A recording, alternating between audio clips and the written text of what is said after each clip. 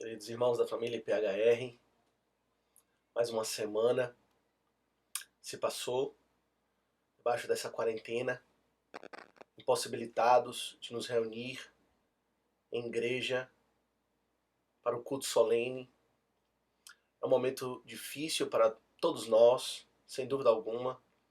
Eu digo que para mim, pessoalmente, o meio de graça mais especial de todos, que mais fortalece a minha alma, fortalece a minha fé, é o culto público do Deus vivo, quando nos reunimos como igreja e uns com os outros ali naquela companhia da comunhão dos santos, nós exaltamos o nome do Senhor, cantamos salmos, ouvimos a pregação da sua palavra.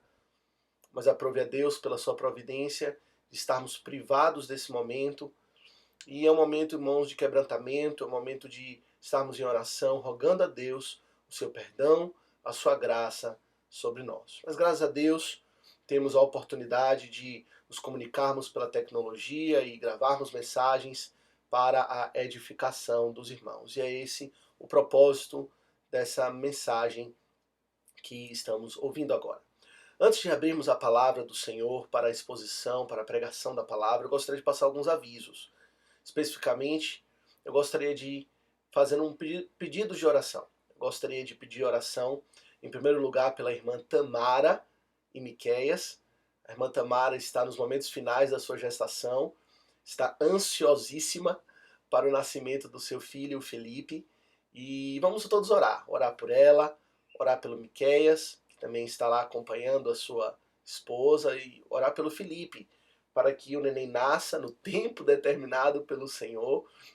Por Tamara já tinha nascido, mas o Senhor tem os seus tempos, os seus propósitos, e orar para que quando o bebê nasça com saúde, para a alegria dessa família. Então, tenha o nome dessa família na sua mente, em oração, durante as próximas semanas, os próximos dias, para que Deus abençoe esses queridos. Queria pedir oração também, obviamente, por a questão da pandemia e do coronavírus.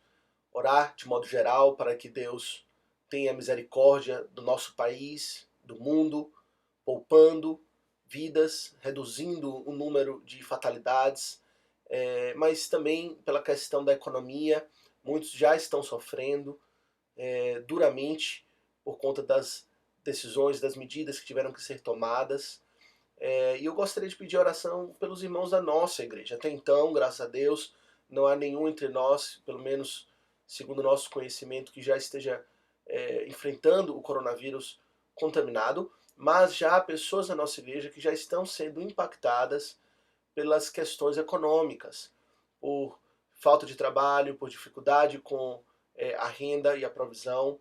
Então, ore por esses irmãos. Alguns irmãos que trabalham fazendo transporte, outros que trabalham na área de lojas. Nós temos nosso irmão Marcos com seu restaurante, nós temos o irmão Diego com seu pequeno mercado, também o irmão John, nós temos o irmão Leandro, que trabalha na área de transporte público, outros irmãos que trabalham fazendo Uber. Enfim, não tem sido fácil, não será.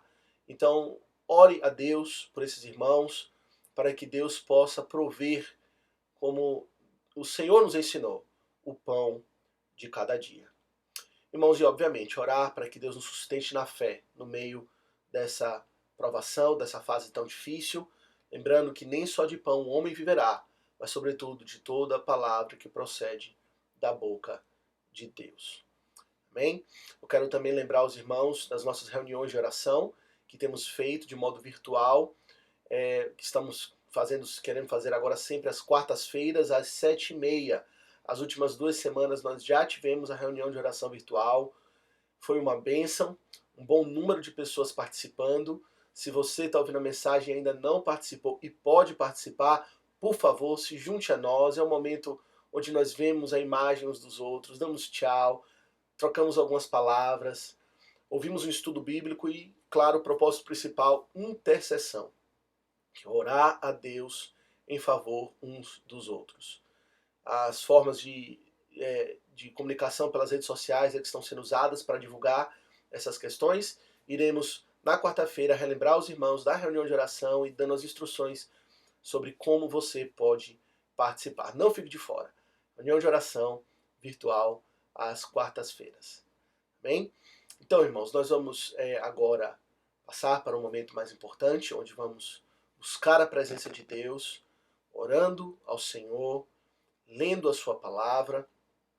E, muito embora, irmãos, esse não é um culto, nós, como Igreja Presbiteriana da Herança Reformada, o Conselho, nós não imaginamos que exista a possibilidade de um culto virtual, o culto necessariamente é presencial. Embora não seja um culto, ainda assim é um momento de reverência, pois estamos orando a Deus, lendo a sua Bíblia, pregando a palavra de Deus, e portanto eu gostaria de instruí-lo para que você trate desse momento com reverência. Ajunte a sua família, separe um momento onde você pode ter a sua atenção totalmente voltada para a pregação da palavra.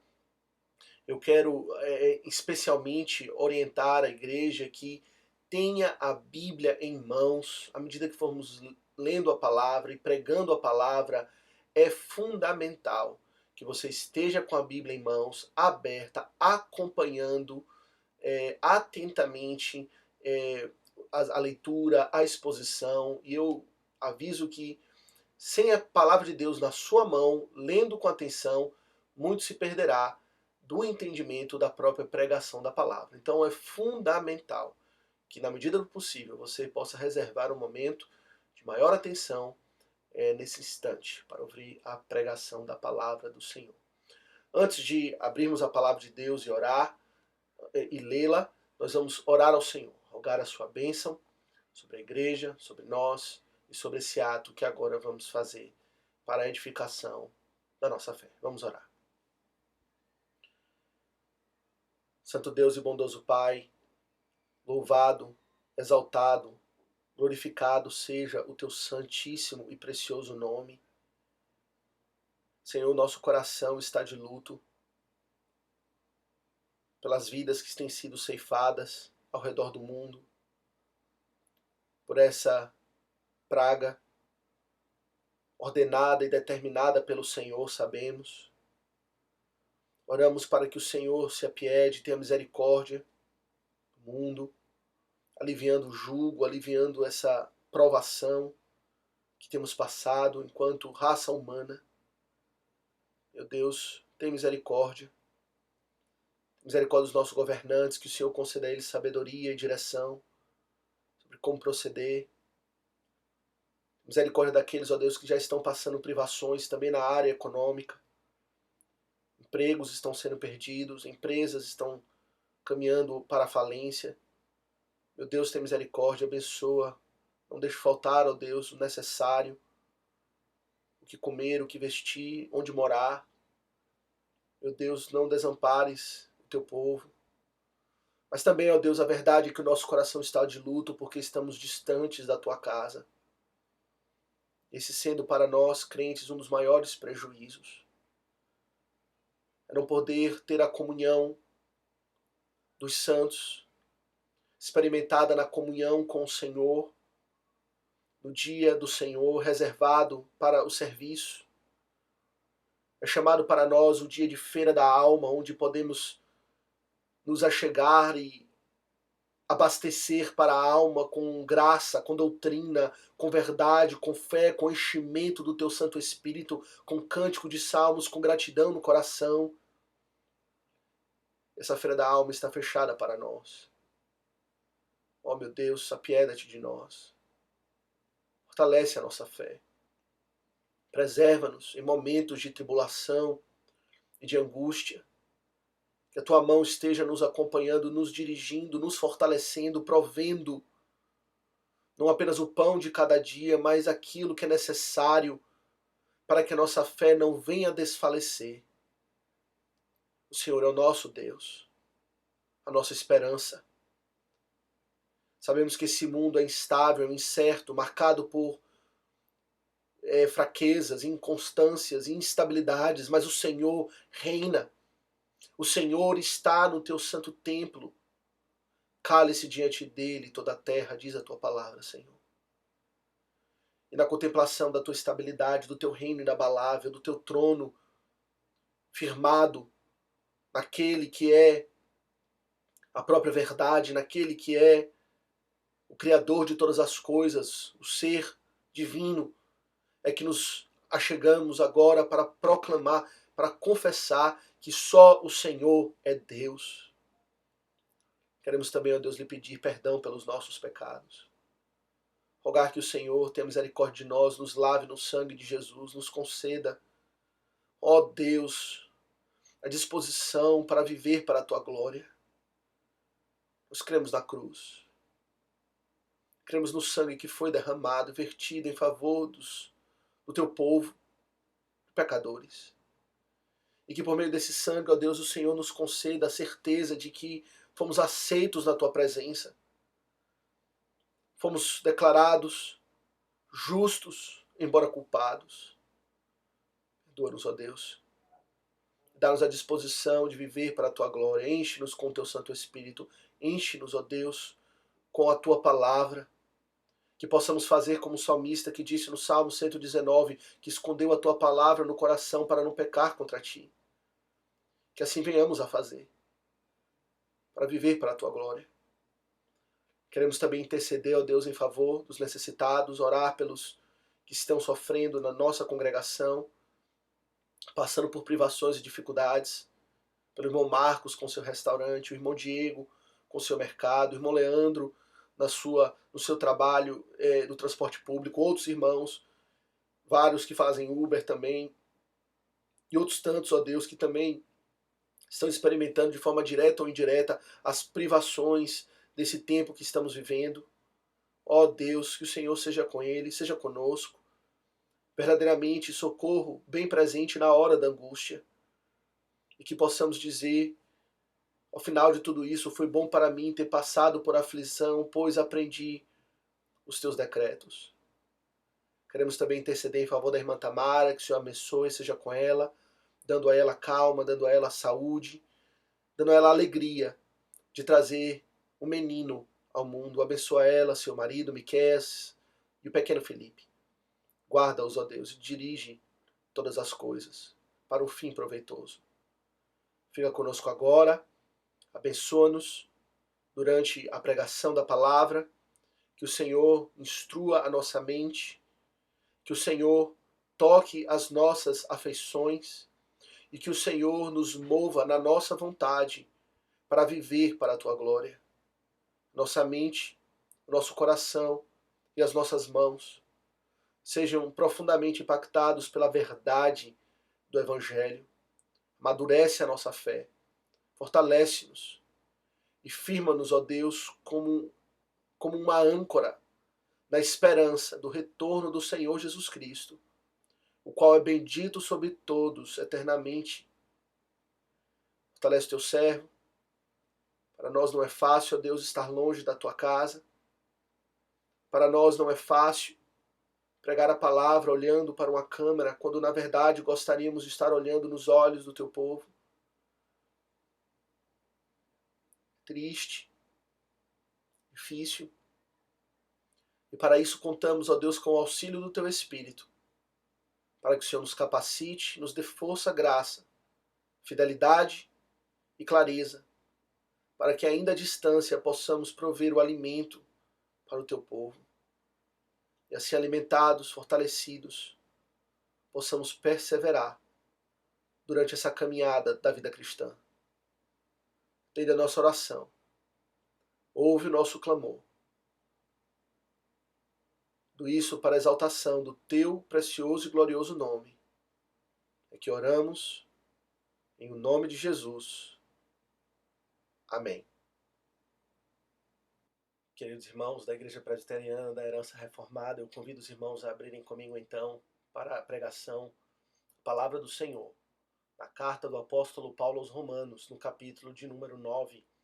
Nós já expomos em outra ocasião os versos de 1 a 5 dessa importante carta, desse importante capítulo, e hoje nós vamos considerar, na dependência e debaixo da graça do Senhor, os versos 6 a 13.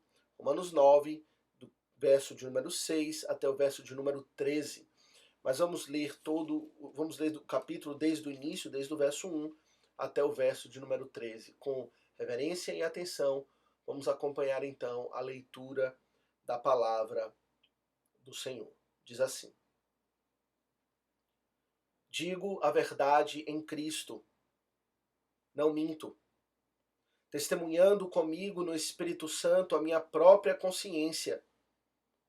Tenho grande tristeza, incessante dor no coração, porque eu mesmo desejaria ser anátema, separado de Cristo, por amor de meus irmãos, meus compatriotas segundo a carne. São israelitas.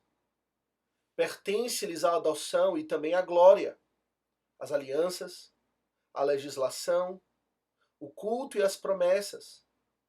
Deles são os patriarcas, e também deles descende o Cristo, segundo a carne, o qual é sobre todos Deus bendito para todo sempre. Amém. E não pensemos que a palavra de Deus haja falhado, porque nem todos os de Israel são de fato israelitas. Nem por serem descendentes de Abraão são todos seus filhos. Mas em Isaque será chamada a tua descendência. Isto é, estes filhos de Deus não são propriamente os da carne, mas devem ser considerados como descendência, os filhos da promessa. Porque a palavra da promessa é esta: por este tempo virei, e Sara terá um filho. E não somente ela, mas também Rebeca, ao conceber de um só, Isaque, nosso pai. E ainda não eram gêmeos nascidos, nem tinham praticado o bem ou o mal, para que o propósito de Deus quanto à eleição prevalecesse, não por obras, mas por aquele que chama. Já fora dito a ela: o mais velho será servo do mais moço, como está escrito: amei Jacó, porém me aborreci de Esaú. Queira o Senhor abençoar a leitura da sua santa e bendita palavra. Queridos irmãos, a carta do apóstolo Paulo aos Romanos é reconhecida por todos como um grande tratado do Evangelho do Senhor Jesus Cristo. O verso-chave, tema de toda a carta, está no capítulo 1, versos 16 e 17, quando o apóstolo Paulo diz: pois não me envergonho do Evangelho, porque é o poder de Deus para a salvação de todo aquele que crê, primeiro do judeu e também do grego, visto que a justiça de Deus se revela no Evangelho de fé em fé, como está escrito: o justo viverá por fé.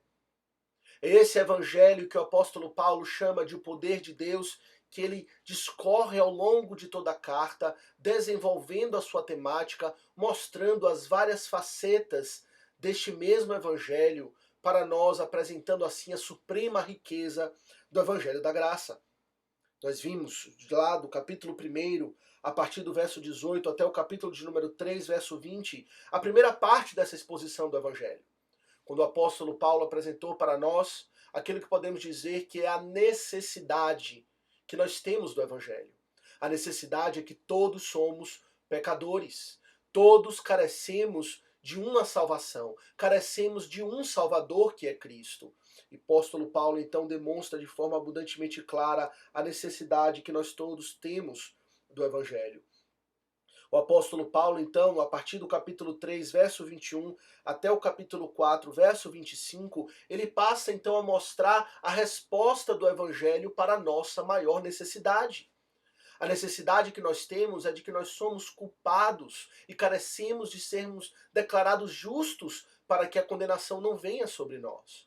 E a resposta, então, está no Evangelho, especificamente naquele componente do Evangelho chamado de a justificação pela fé, quando ele expõe para nós o modo como em Cristo Jesus, na sua morte vicária, na cruz do Calvário, em nosso favor, ele tomou sobre si a nossa culpa e a sua reta justiça então é aplicada, imputada a nós, e pela fé então nós somos justificados. A partir do capítulo 5, até o capítulo de número 8, o apóstolo então ele passa a desenvolver aquilo que nós chamamos de os benefícios do evangelho, que vão muito além da justificação pela fé. Quando ele fala a respeito da esperança da glória, quando ele fala a respeito da libertação da escravidão do pecado, o qual nós éramos escravos por natureza e Cristo, pelo seu evangelho, nos libertou. Ele fala do benefício do Espírito Santo, que foi concedida a nós como o espírito de adoção pelo qual clamamos Abba Pai. Vida, libertação, adoção, esperança da glória, intercessão do Espírito Santo, certeza da vitória, tudo isso são benefícios que fluem do Evangelho, da graça do Senhor Jesus Cristo.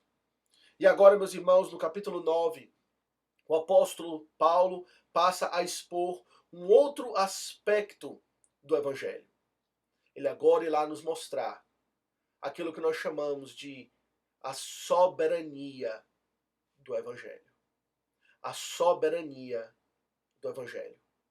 Mas o modo como o apóstolo Paulo irá fazer isso, aliás, o modo como ele tem feito essa exposição do Evangelho desde o início da carta, é mostrando o Evangelho para nós não apenas de uma forma seca ou meramente teórica, mas ele expõe o Evangelho à luz daquilo que nós chamamos de o plano da redenção, ou a história da redenção.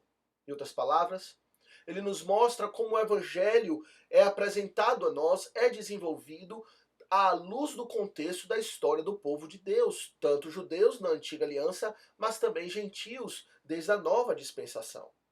E é isso que ele irá fazer aqui. À medida que ele vai falando do Evangelho no contexto dos judeus, ele vai respondendo aspectos do Evangelho, nos revelando o Evangelho, mas também tratando ou respondendo a questionamentos, especialmente do povo judeu, que tinha uma expectativa falsa com respeito ao Evangelho.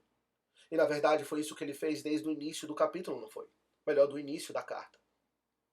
Quando o apóstolo Paulo ele expôs a necessidade que nós todos temos do Evangelho, ele especificou isso não apenas com respeito aos gentios, mas também com respeito aos judeus, que tinham uma expectativa de que por ser judeu estavam automaticamente salvos, mas o apóstolo Paulo disse não, os judeus também são pecadores. Os judeus também carecem da glória de Deus, precisam de Cristo, precisam de um Salvador e sem fé não serão salvos. Isso ele deixou claro para o povo judeu, não foi? Ele também deixou claro para o povo judeu que eles não seriam salvos meramente porque eram filhos de Abraão, mas que precisavam da justificação pela fé que há em Jesus Cristo. Ele falou de Abraão como aquele que creu em Deus e que pela sua fé, não pela sua circuncisão, mas pela sua fé, ele foi justificado por Deus. E assim todos os judeus então também, sem Cristo, sem o Evangelho, sem a esperança no Messias que veio na plenitude dos tempos, não seriam salvos. E isso é algo que entristece demais o coração do apóstolo Paulo. Muitos, nós vimos isso na última exposição aos Romanos, aqueles que se lembram bem, muitos acusavam o apóstolo Paulo de ser um traidor da sua pátria, um traidor do seu povo judeu, dos seus compatriotas. Mas o apóstolo Paulo, longe disso, ele amava o seu povo judeu. Ele amava os seus compatriotas, os seus irmãos, como ele chamava, segundo a carne. Mas ele também era realista. E ele reconhecia a necessidade que o seu povo tinha de Cristo e da salvação, do Evangelho. E logo no início desse capítulo 9, então, ele fala da sua dor, da sua tristeza que ele sente, profunda e incessante dor no coração que ele tem pelos seus compatriotas. Porque a despeito de todas as bênçãos que o Senhor concedeu a eles, o apóstolo Paulo estava certo de que a maioria deles estava perecendo no inferno, sem salvação e sem a esperança do reino de Deus. E o apóstolo Paulo, então, no capítulo 9, ele trata um questionamento que poderia vir, hipoteticamente, da parte de um dos seus judeus, dos judeus ouvindo ou lendo a exposição do apóstolo Paulo com respeito ao Evangelho. E o questionamento então é esse: Paulo, se tudo o que você está dizendo é verdade, se realmente nós, judeus, estamos debaixo da ira de Deus por conta dos nossos pecados, se nós, povo judeu, não somos salvos, porque ainda nós não cremos no Senhor Jesus Cristo, pelo menos parte de nós, então a palavra de Deus falhou. Então todas aquelas promessas que o Senhor concedeu a nós, o qual você mesmo reconhece, Paulo, que a nós pertence a glória, as alianças, a legislação, o culto, as promessas. Todas as promessas de Deus feitas a nós caíram por terra. Se tudo que você está falando é verdade, Paulo, então Deus é mentiroso. Então Deus falhou naquilo que ele prometeu a nós. E o apóstolo Paulo então vem para responder essa questão. Ele vem para mostrar como as promessas que foram feitas àquele povo não falharam. Que Deus não mentiu. Que Deus não mudou de ideia. E ele faz isso respondendo os questionamentos do povo judeu, mas também apresentando para nós aquilo que chamamos de a soberania do Evangelho. E esse então é o tema que queremos considerar, contemplando essa passagem, Romanos 9, do verso 6 a 13. Queremos olhar essa passagem à luz desse tema, a soberania do Evangelho. E queremos ver como o apóstolo Paulo então trata essa questão. Volte a sua atenção para o texto e veja como, logo no verso 6, o apóstolo Paulo já traz a questão e ele já apresenta uma resposta. Ele diz para eles: e não pensemos que a palavra de Deus haja falhado, porque nem todos os de Israel são de fato israelitas. Aqui está a problemática apresentada pelo apóstolo Paulo e já a resposta que ele propõe, o qual, ao longo de toda a sessão, ele irá desenvolver e sustentar pela própria Bíblia.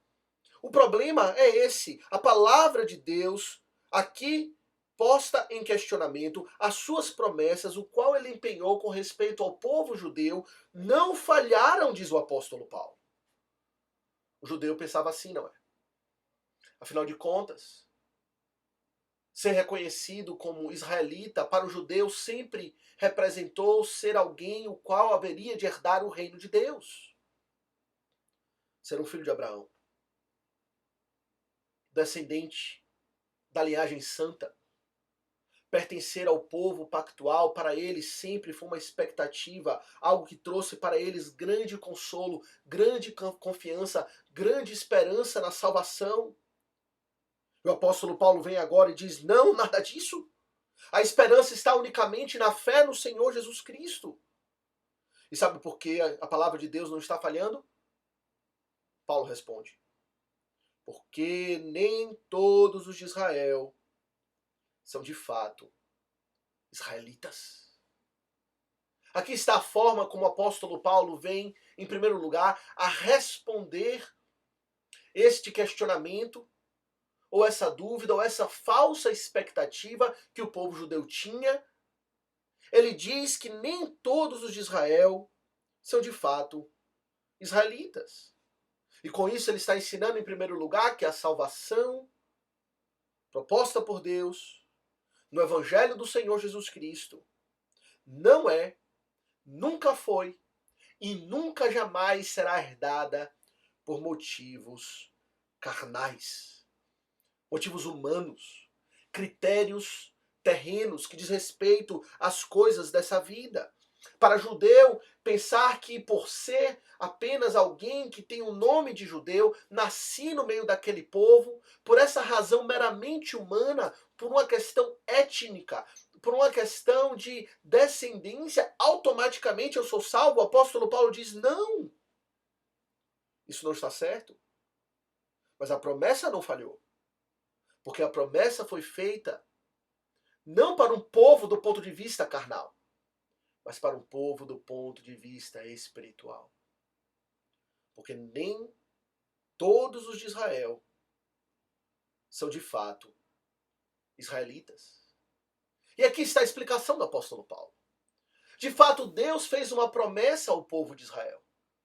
De fato, Deus fez uma promessa àqueles que podem ser chamados de israelitas. Mas quando olhamos de forma cuidadosa, quando olhamos de forma com detalhe para a promessa que Deus fez, a forma como ele fez, o que o apóstolo Paulo irá nos mostrar é que a promessa não foi feita ao Israel terreno, mas aquilo que podemos chamar de um Israel espiritual. Um Israel dentro de Israel. Aos verdadeiros israelitas. E os verdadeiros israelitas, como o apóstolo Paulo irá nos mostrar, não são necessariamente aqueles que vêm da linhagem de Abraão. Para o judeu, essa declaração é algo chocante.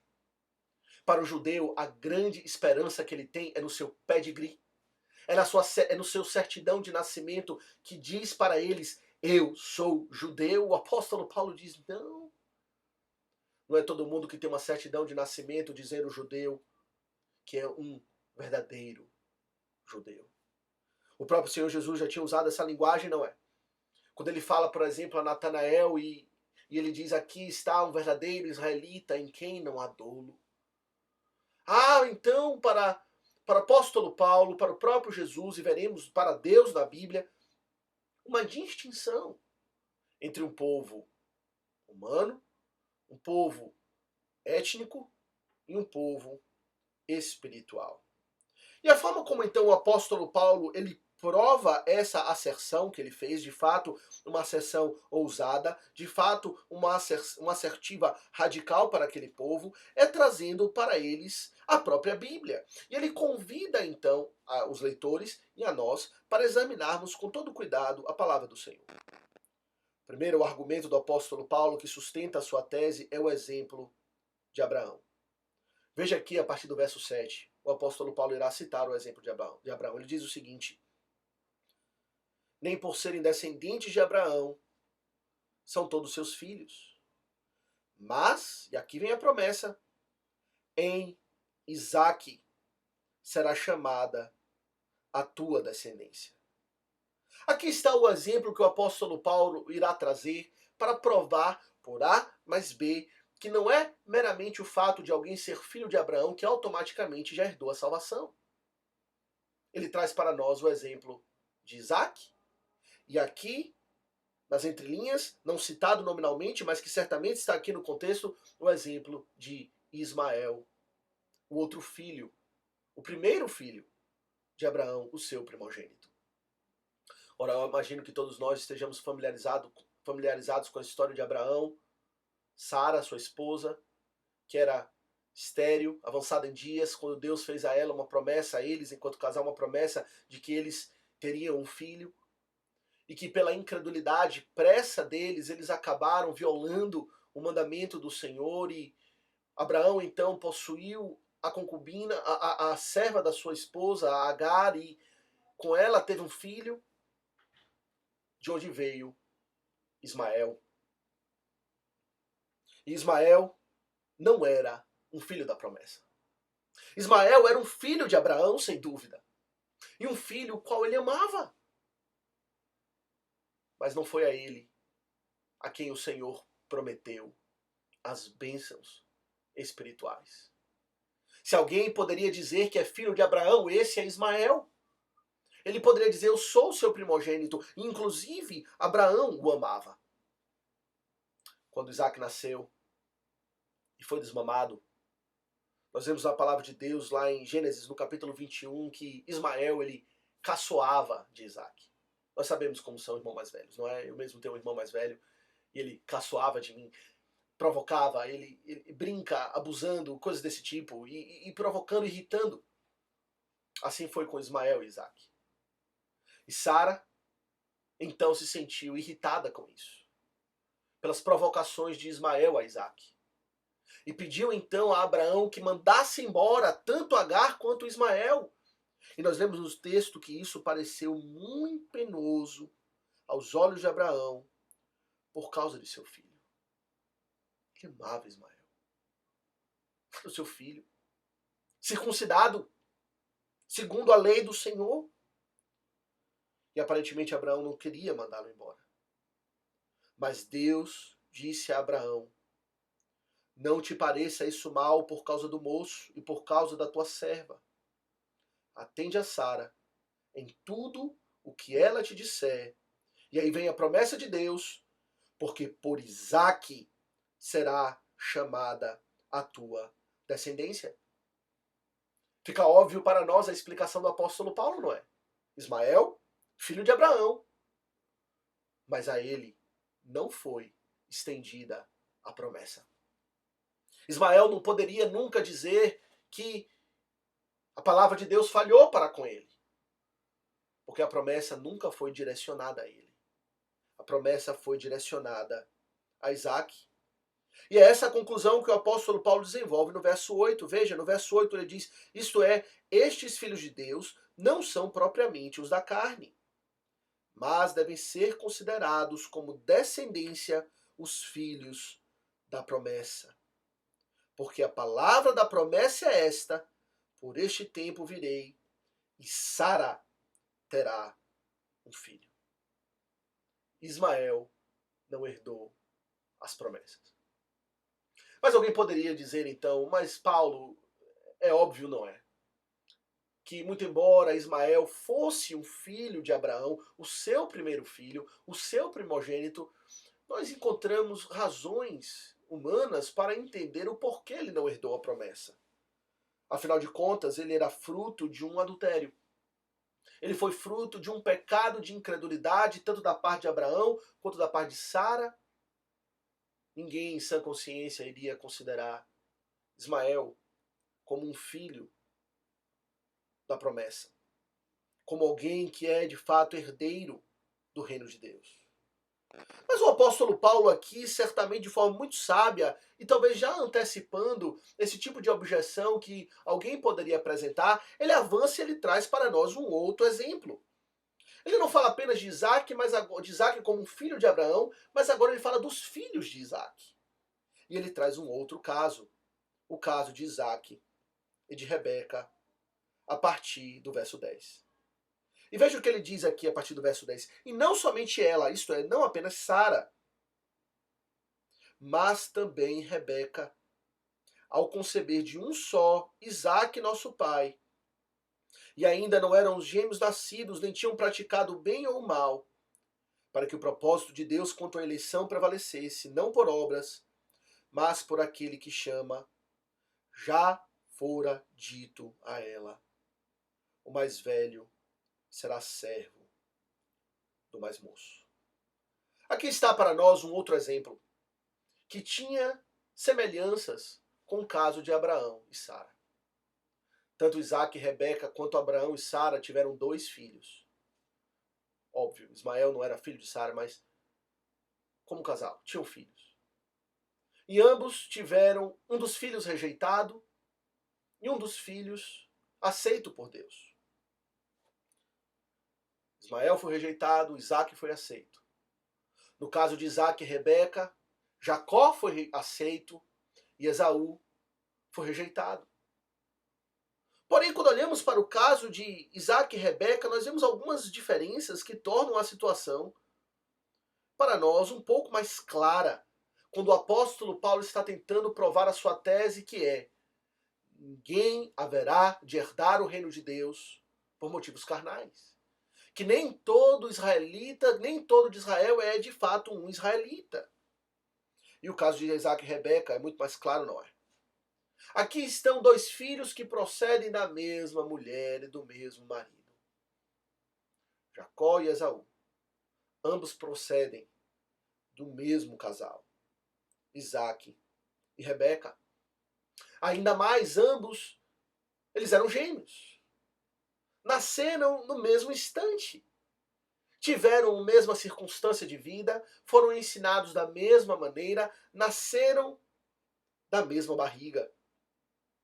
E mais, observe que o que foi rejeitado, na verdade, foi o mais velho. Muito embora eles eram gêmeos, naquele tempo o aspecto da primogenitura era tão importante que mesmo gêmeos era preciso observar qual iria nascer primeiro. E aquele primeiro, então, seria o primogênito. E o primogênito recebe destaques do ponto de vista humano, do ponto de vista da cultura daquele tempo. Mas observe que, se formos analisar humanamente falando, é estranho considerar que o primogênito é o que foi rejeitado. E assim foi. Esaú foi o rejeitado, o mais velho, o primogênito. Jacó foi amado por Deus. E observe que a rejeição e o fato de o outro ter sido aceito, tudo isso aconteceu antes mesmo do nascimento dos meninos. É isso que o apóstolo Paulo enfatiza aqui no verso 11. Que quando o Senhor fez a promessa para um e não para outro, tudo isso aconteceu muito antes deles terem nascido. Antes de terem praticado qualquer coisa, bem ou mal, uma promessa já tinha sido direcionada a um deles. O mais novo, o mais velho, será servo do mais moço. Ora, com isso o Senhor, ele, aqui por meio do apóstolo Paulo, ele nos deixa bem claro para nós de que motivos carnais não são considerados, ou motivos humanos não são considerados quando Deus faz as suas promessas. Aqui estão 2 filhos, em pé de igualdade, e se formos considerar por fatores humanos, Esaú teria uma vantagem em relação a Jacó. Ele era o primogênito, ele era o favorito do pai, você deve lembrar a história, pois ele era um homem do campo, ele caçava animais, isso agradava muito a Isaac, ele era o seu favorito, tendo preferências. Porém, ainda assim, a promessa não foi feita por critérios humanos.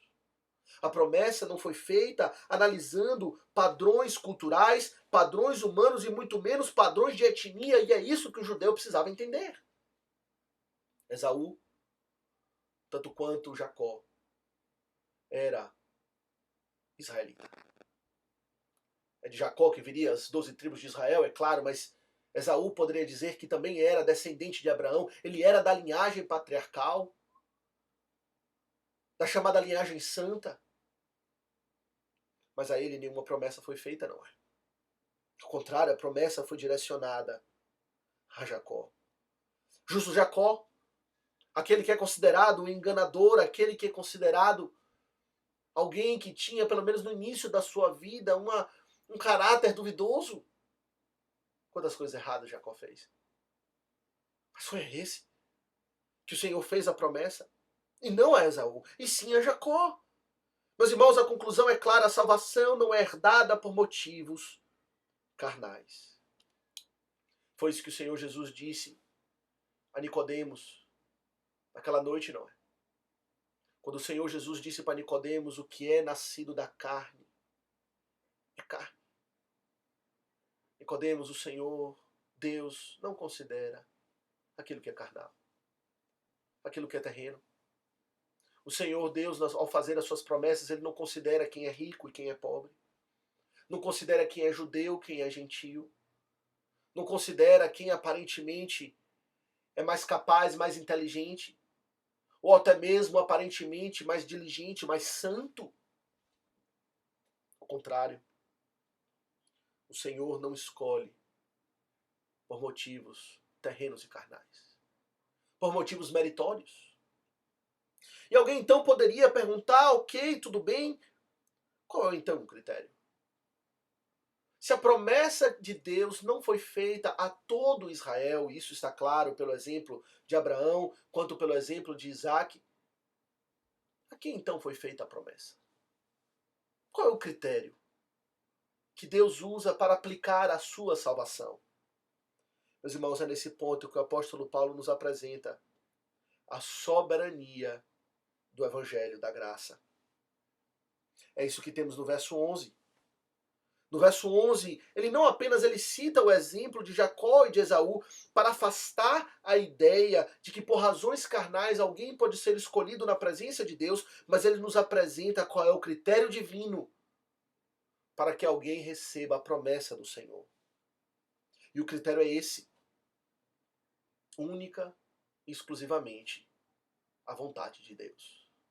É o critério da soberania. É o critério da eleição. E é isso que temos no verso 11, não é? Ele diz aqui para nós: e ainda não eram gêmeos nascidos, nem tinham praticado bem ou mal, para que o propósito de Deus quanto à eleição prevalecesse, não por obras, mas por aquele que chama.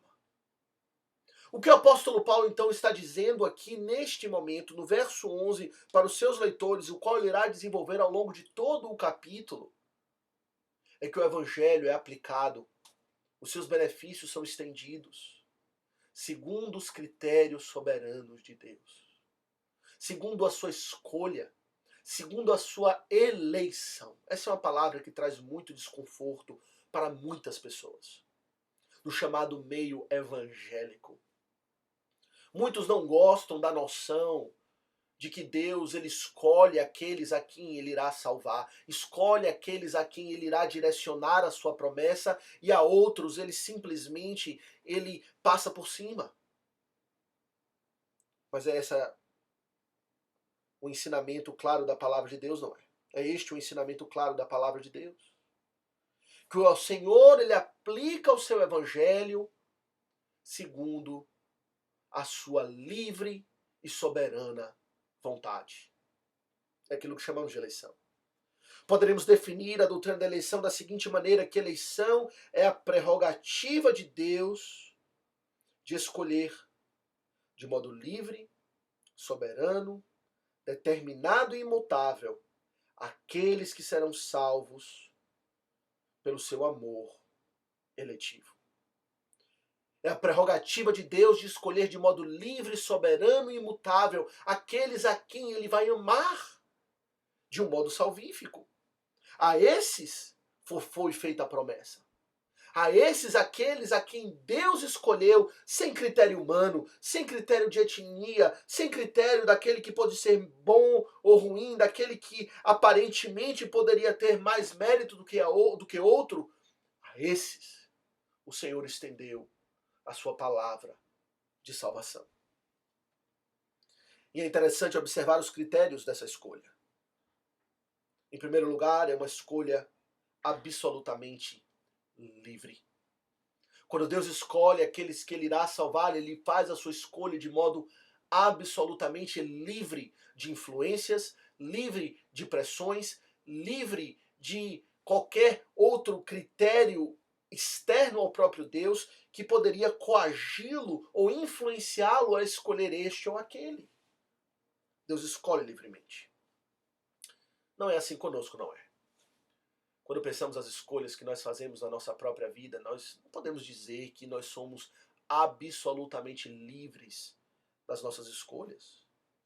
Quando escolhemos algo, escolhemos com base em critérios, em análise, com base em influências externas que nos aconselham em um lado ou outro. Nós decidimos muitas vezes com base em pressões que são postas sobre os nossos ombros para decidir em uma determinada direção. Nossa escolha está limitada às opções que estão ao nosso dispor. A verdade é que as nossas escolhas não são livres. Quando vamos escolher o que comer, ou para onde ir, o que trabalho fazer, ou com quem nós vamos nos casar, por exemplo, todos esses critérios, todas essas escolhas que fazemos nas nossas vidas, são escolhas que são gravemente ou profundamente influenciadas por critérios alheios à nossa pura vontade. Mas quando Deus escolhe, não é assim. Deus escolhe livremente. Deus não é coagido nem constrangido a escolher de acordo com critérios que são externos ao próprio Deus.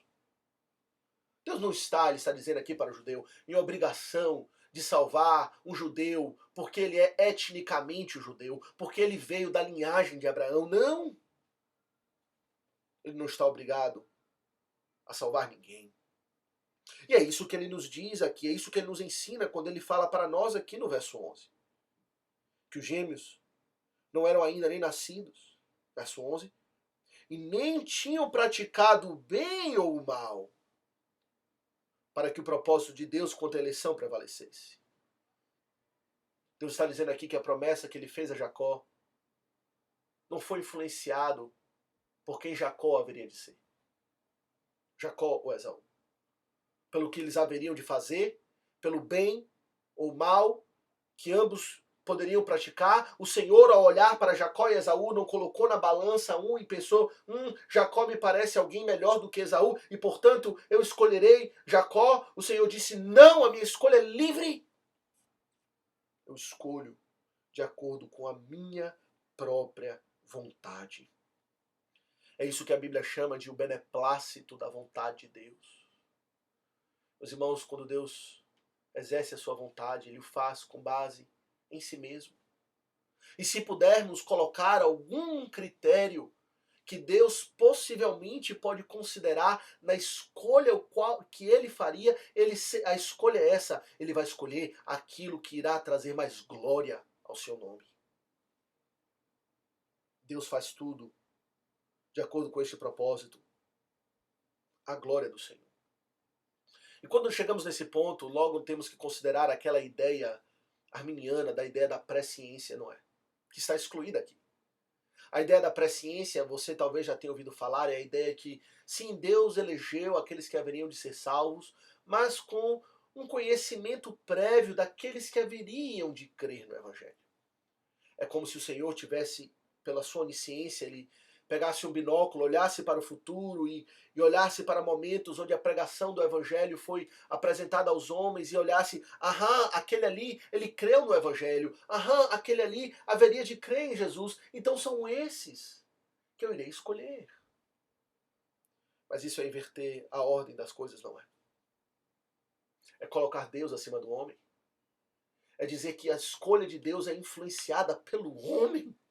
Que Deus escolhe a sua vontade com critérios humanos. Não foi assim com Jacó e Esaú.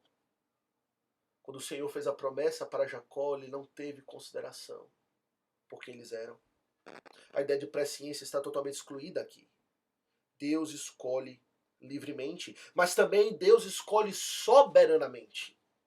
Esse é um ponto que será enfatizado na sessão seguinte, na próxima pregação, mas que nós já queremos apresentar aqui. Deus escolhe livremente porque Ele é soberano, porque Ele tem a prerrogativa para escolher. As nossas escolhas, elas não são livres, porque nós não somos o soberano. Nós não temos todo o poder. Muitas vezes estamos debaixo de autoridades ou pessoas que dependem de nós, estamos ligados a uma rede de expectativas e influências, de modo que nós não somos verdadeiramente livres para escolher o que queremos. Não temos esse poder para tanto. Mas Deus, Ele tem todo o poder.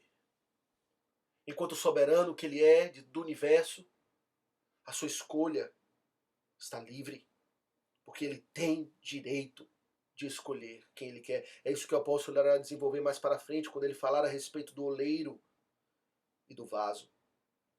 Mas a escolha de Deus, em terceiro lugar, é uma escolha que é firme.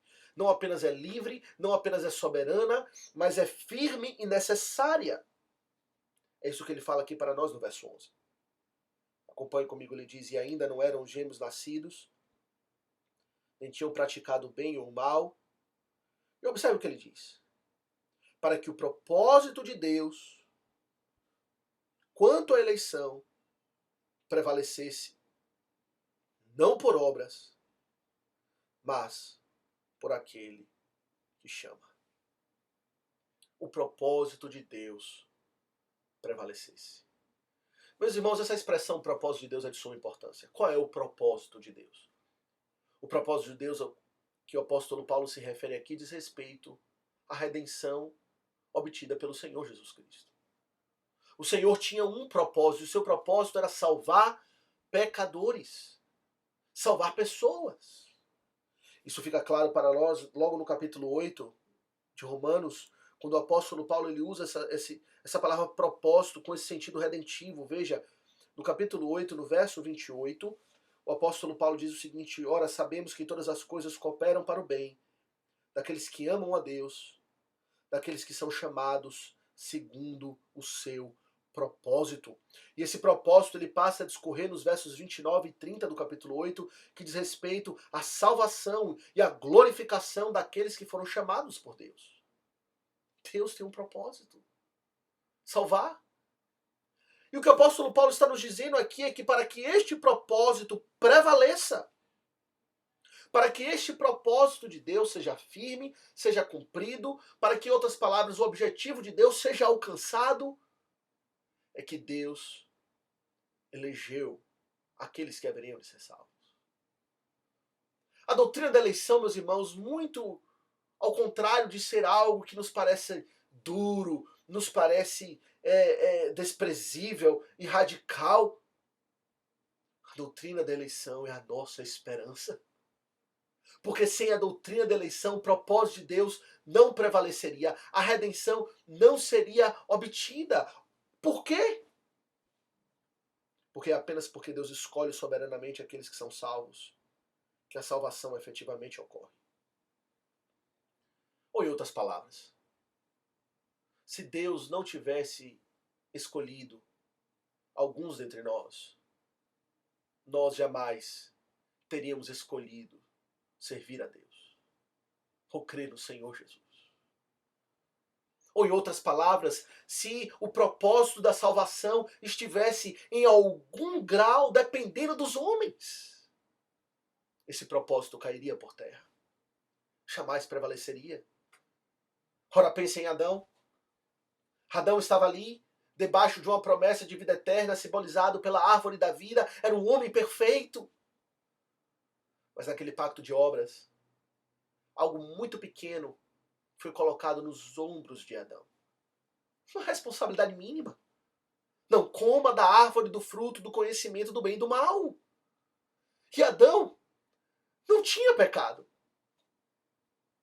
Adão era perfeito. Mas Adão era homem.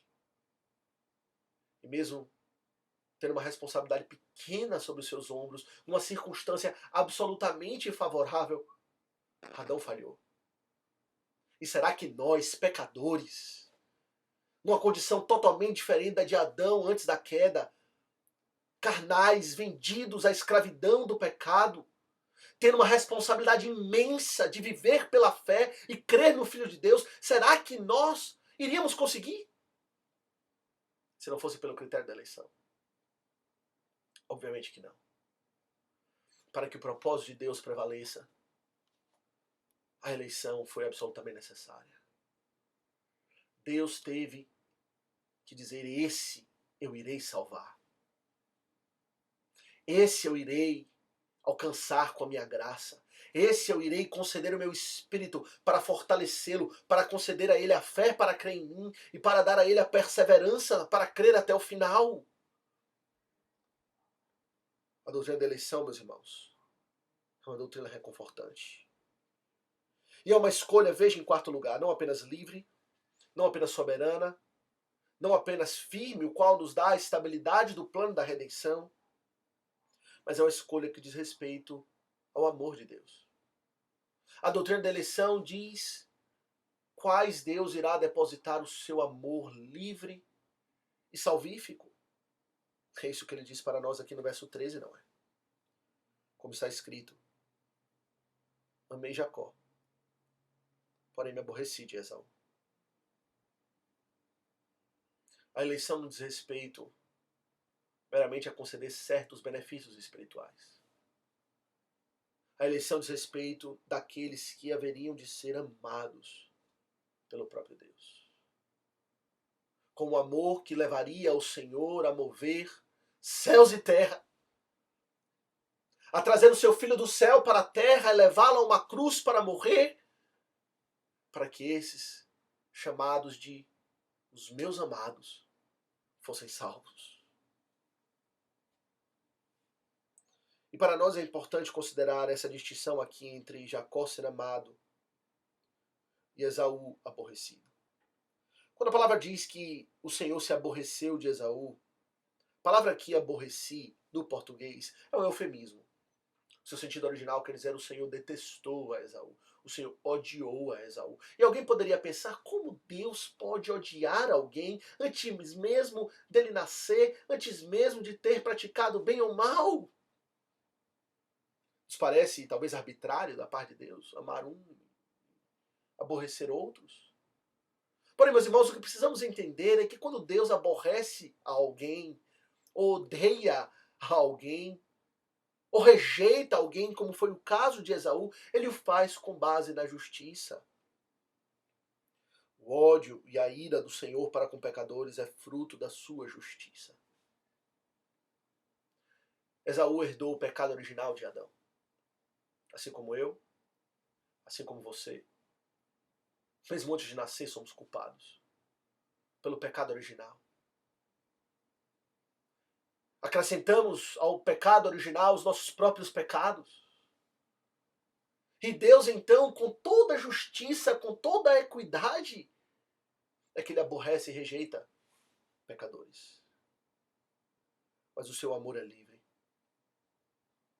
O seu amor não é um amor o qual ele foi cativado a amar pessoas amáveis. Ora, nós somos assim, não é? O nosso amor é um fruto, via de regra, como uma resposta às características das pessoas a quem amamos. Não amamos livremente. Amamos pessoas que são amáveis. Via de regra são assim. Mas Deus não.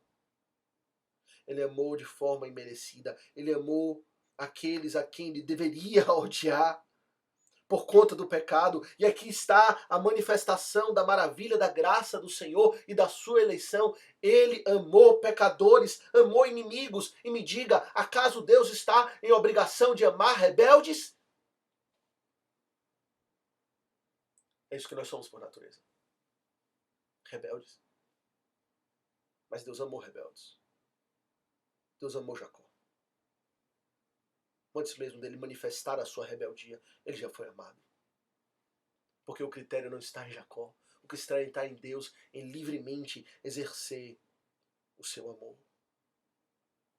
De modo, meus irmãos, que o que o apóstolo Paulo tem aqui a nos apresentar ao longo dessa passagem é a soberania do Evangelho.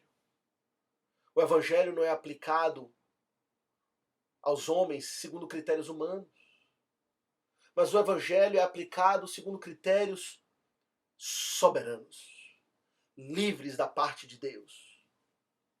É preciso que venhamos a entender que o Evangelho não é um meio que Deus dispôs aos homens para que eles se salvem.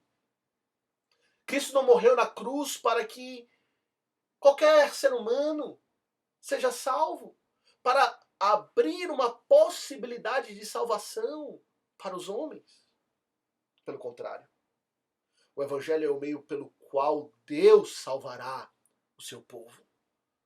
O Evangelho não é uma possibilidade de salvação. O Evangelho é salvação. Cristo morreu não para abrir uma possibilidade de salvação para quem quer que seja. Ele morreu pelo seu povo. Ele morreu pelos verdadeiros israelitas. Ele morreu pelos eleitos, por aqueles a quem ele escolheu, por aqueles a quem o Senhor disse, esse eu amei. Essa é a doutrina da eleição, não é? Ensinada com clareza na Bíblia. Muitos rejeitam. Muitos não querem a doutrina da eleição, porque fere o orgulho humano. Meus irmãos, em conclusão, o que podemos aprender, ou como podemos responder à doutrina da eleição? Alguém poderia dizer assim, se apenas os eleitos serão salvos, então o Evangelho deve ser pregado apenas para os eleitos. Afinal de contas, o Evangelho é para eles. O Evangelho só trará frutos de salvação para eles, então o Evangelho deve ser pregado apenas para os eleitos. Porém, isso não é verdade. Por várias razões. Primeiro, porque nós não sabemos quem são os eleitos. Apenas Deus sabe. Mas em segundo lugar, e principalmente por conta disso, porque Deus é aquele que determina tanto os fins, como também os meios. E o seu fim ele determinou a salvação dos eleitos. Mas o meio pelo qual Deus determinou que os seus eleitos fossem alcançados é pela pregação universal do Evangelho. O próprio Senhor nos ordenou. Ide e pregai o Evangelho a toda a criatura. Devemos falar de Cristo para todos. Devemos ser, como o apóstolo Paulo diz em uma das suas cartas, um bom perfume de Cristo. Exalando Cristo em qualquer lugar onde chegarmos. Exalando o seu evangelho. Porém, o apóstolo Paulo diz que exalando o bom perfume de Cristo para uns, o cheiro sentido será cheiro de morte. Serão os não eleitos. Aqueles que não são eleitos, ao ouvir o evangelho, eles se rebelam ainda mais contra Deus. Ele diz, isso não me interessa, isso não me importa, a minha salvação eu mesmo obterei pelos meus próprios méritos. E para esses, o cheiro, o bom perfume de Cristo trará morte. Mas para aqueles que foram amados por Deus, para aqueles a quem Deus, o Senhor, verdadeiramente fez promessas de salvação, será um aroma de vida para a vida. Quando o evangelho for pregado, de modo, meus irmãos, muito embora o evangelho ele tenha uma aplicação efetiva restrita na vida dos eleitos, ele deve ser proclamado a todos. Mas eu diria 3 reações que nós devemos ter diante da doutrina da eleição.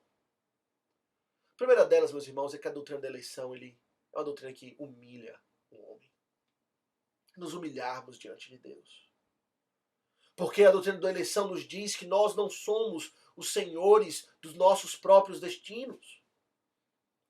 E o homem gosta de pensar que está no controle de todas as coisas, não é? Quando não está. Deus é o Senhor do nosso destino. Deus não é apenas o nosso Criador. Enquanto ser vivo, você deve a sua existência à pessoa de Deus.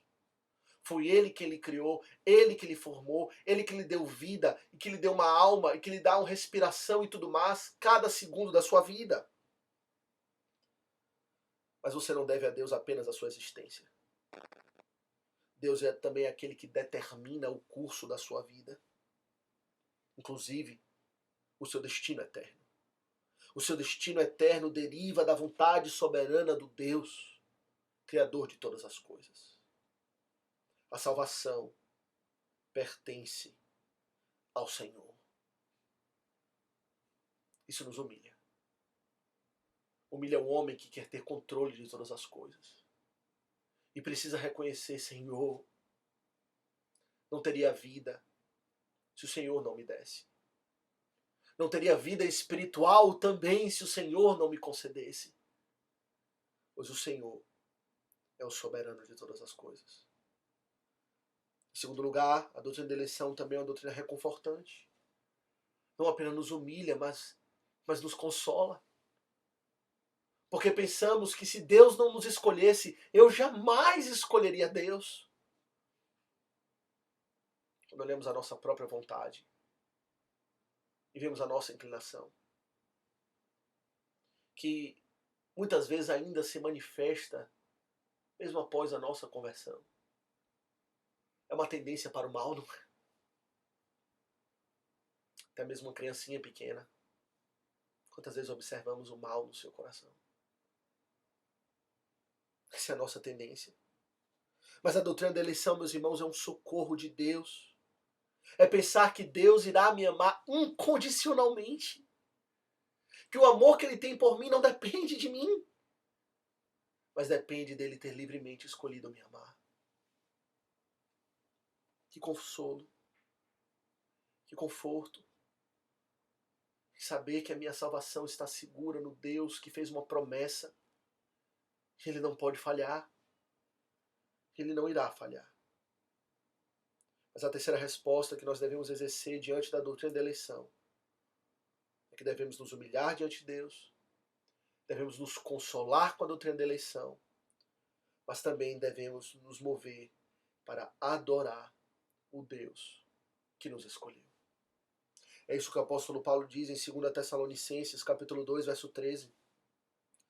Quando ele diz o seguinte: entretanto, devemos sempre dar graças a Deus por vós, irmãos, amados pelo Senhor, porque Deus vos escolheu desde o princípio para a salvação.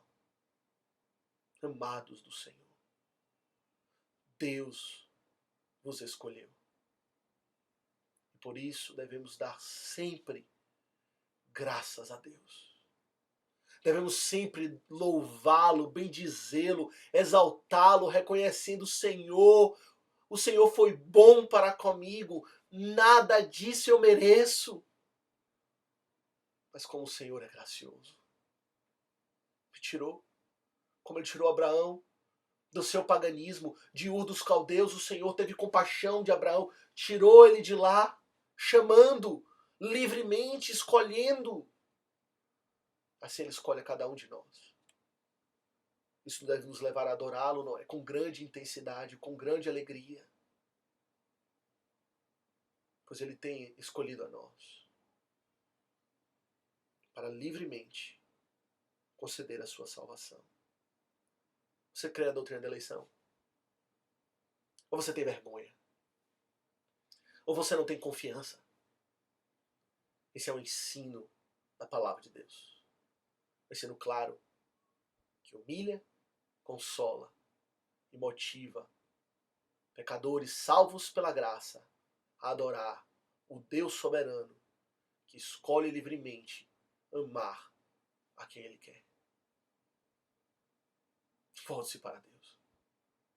Humilhe-se diante da presença dEle. Não pense, se Deus não me escolheu, então que adianta eu buscar a Deus? Não é assim que funciona. Aqueles a quem Deus escolheu é aqueles que virão até Ele, clamando misericórdia. Se humilhe e diga: Senhor, salva-me.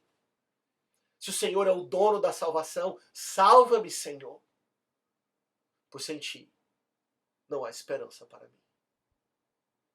Que o Senhor nos abençoe, nos fortaleça e nos firme na verdade do Senhor.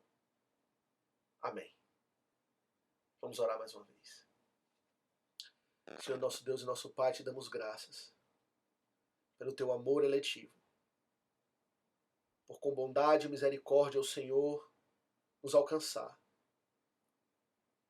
Nos tirar do império das trevas e nos transportar para o reino do Filho do seu amor. Ó bendita doutrina, é uma âncora para a nossa alma, é um consolo para o nosso coração, saber do seu profundo amor, o qual é acompanhado de promessas que jamais falharão. Ensina-nos, orienta-nos, ó Deus, dá-nos a compreensão, a glória e da soberania do teu Evangelho. Em nome de Jesus que oramos. Amém. Que o Senhor abençoe os irmãos.